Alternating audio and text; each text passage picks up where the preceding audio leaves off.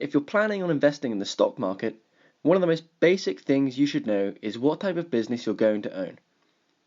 If a company is on the stock market, it's a public limited company. But what does that mean?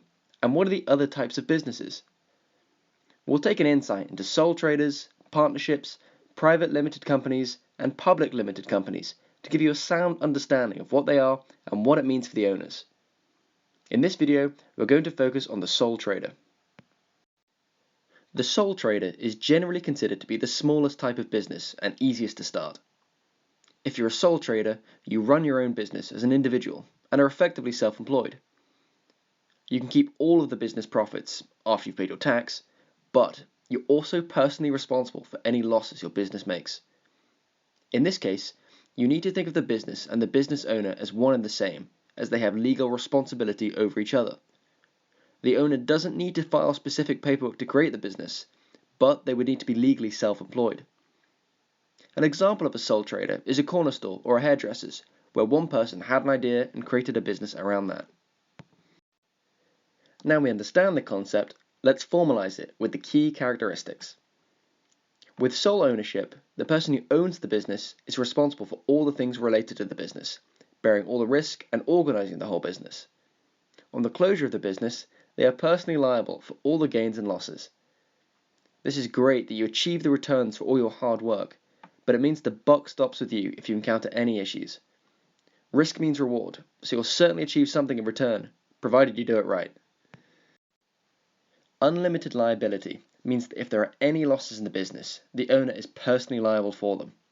For example, if the business is making a loss and defaults on its loans, the business owner can be forced to sell their own assets or have them seized by the bank to pay the debt back.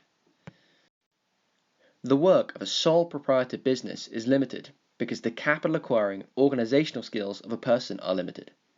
Thus, the progress of sole proprietorship is limited to the resources of its owner. Since they have limited resources, as they can't access capital markets for investment, the business will be limited by either a physical area or their ability to fulfill customer orders. The arrangement of capital to be invested in the sole trade has to be done by the proprietor. Thus, they have full right on the capital, a nice perk if the business is doing well and personal expenses come up.